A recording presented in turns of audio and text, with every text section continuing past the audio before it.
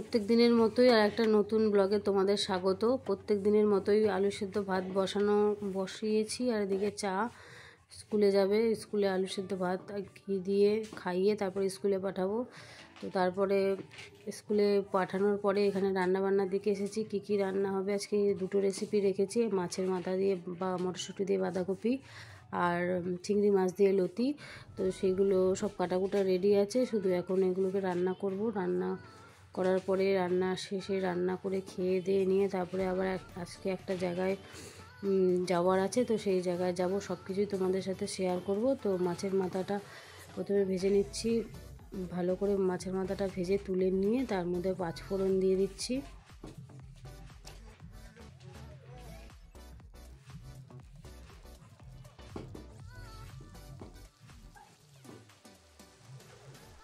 আমি এই বাঁধাকপিটা রান্না করার জন্য মশলা বেটে নিয়েছি, আদা, কাঁচা লঙ্কা আর জিরে, আর এখানে পাঁচফোড়ন দিয়ে আলুটাকে ভেজে নিয়ে তারপরে আলু ভাজা হয়ে গেলে বাঁধাকপিটাকে তুলে নেব, দিয়ে বাঁধাকপি নুন হলুদ দিয়ে সেদ্ধ করব। সেদ্ধ করার পরে মশলাটা দিয়ে তারপরে কষিয়ে নিয়ে তারপরে সব কিছু করব, যেরকম করে সবাই রান্না করে সেরকমই। কিন্তু মাছের মাথা দিয়ে বাঁধাকপিটা খেতে খুব সুন্দর লাগে।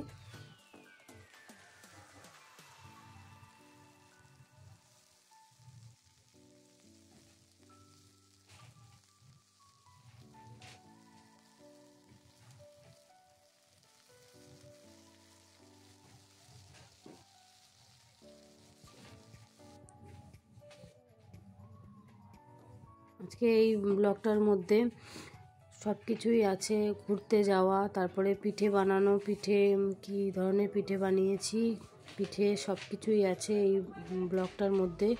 তো তোমরা দেখতে থাকো। আমি নুন হলুদ দিয়ে বাঁধাকপি সেদ্ধ করে নিয়েছি, মটরশুঁটিটা দিয়ে দিলাম।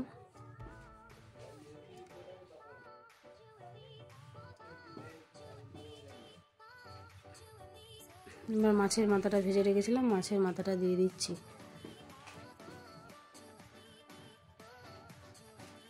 আর মশলা দিয়ে আগেই কষানো হয়ে গেছিলো, দিয়ে মাছের মাথা দিয়ে দিচ্ছি, দিয়ে এটাকে আরও 10 মিনিট মতো ভালো করে কষিয়ে জল শুকিয়ে তারপরে নামাতে হবে, একটু গরম মশলা দিয়ে একটু চিনি দিয়ে।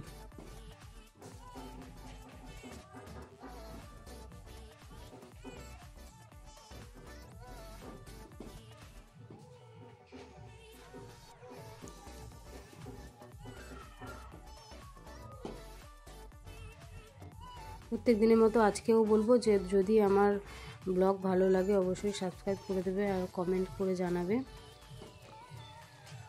কিছু ভুল হলে সেগুলোও কমেন্ট করে জানাবে।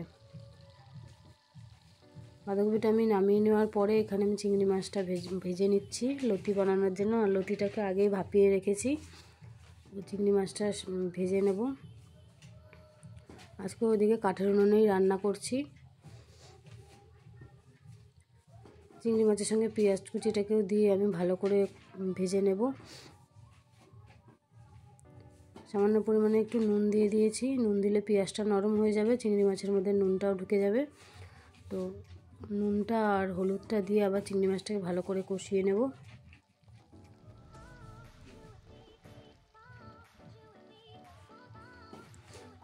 আমি এখানে লঙ্কার গুঁড়োটাও দিয়ে দিচ্ছি।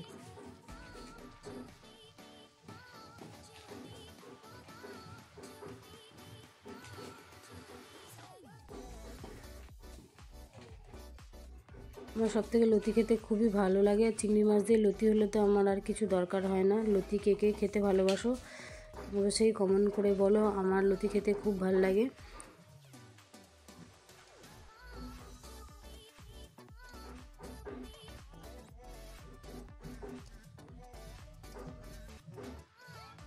আর লতিকে আমি এইভাবেই রান্না করি, তো এইভাবে খেতেই আমার পছন্দ হয়। অনেকে সর্ষে কাঁচা লঙ্কা বাটা দিয়ে করে, তো সর্ষে কাঁচা লঙ্কা বাটা দিয়ে রান্নাটা আমার পছন্দ হয় না।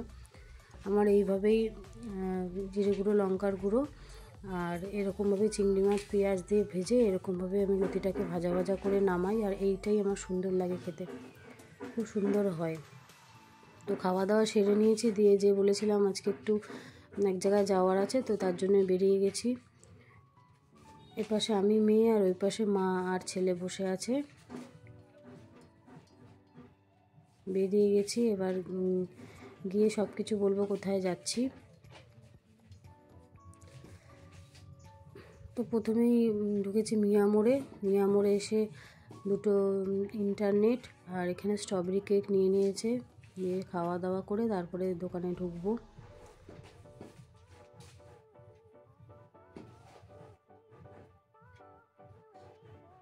আমি চলে এসেছি চন্দ্রানী পালসে এই সেটটা নেওয়ার জন্য।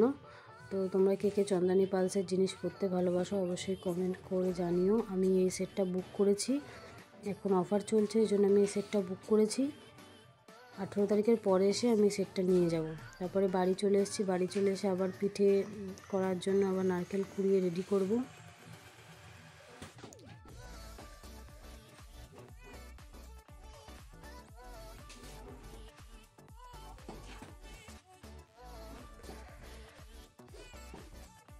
আজকে এই পিঠেটা মা সুজি আর চালের গুঁড়ো দিয়ে করবে। সুজিটাকে ভেজে নিয়ে সুজিটা ভাজার পরে অল্প অল্প জল দিয়ে একটা ডো মতো তৈরি করা হবে। সুজির মধ্যে একটু নুন দিয়ে দিতে হবে, তাহলে একটু টেস্টটা ভালো আসবে।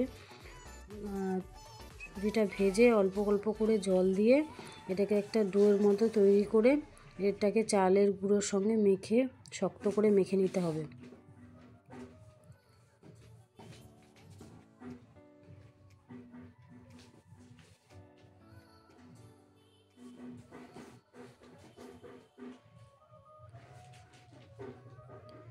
যে চালের গুঁড়ো দিয়ে সুজির ডোটাকে শক্ত করে মেখে নিতে হবে। শক্ত করে মেখে নিয়ে তারপরে পুলি পিঠেগুলোকে বানানো হবে।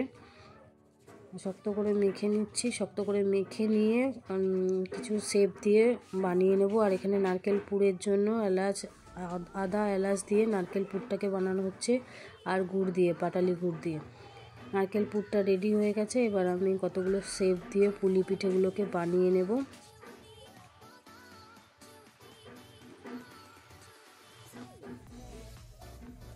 আমি কতগুলো বানিয়ে নিচ্ছি।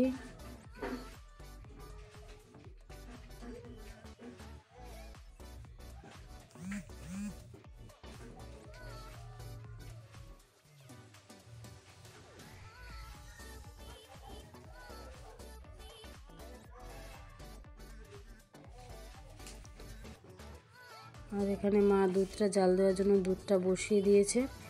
দুধটা ফুটে উঠলেই তারপরে সব পুলি পিঠেগুলোকে দিতে হবে। দিয়ে পুলি পিঠেটা সেদ্ধ হয়ে গেলে তারপরে পাটালি গুড়টা দিয়ে আরও 5 মিনিট ফুটিয়ে নামিয়ে নিতে হবে এই পুলি পিঠে কে কে ভালোবাসো সেটাও কমেন্ট করো। আমার পুলি পিঠে খুব ভালো লাগে, তাই পুলি পিঠেটা খাই।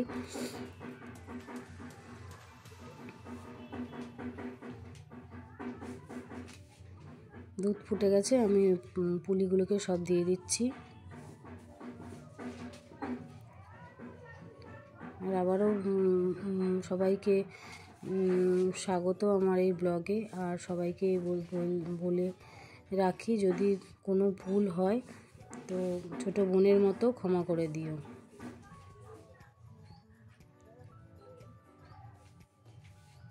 এই যে আমার দুধ পুলিটা প্রায় রেডি হয়ে গেছে।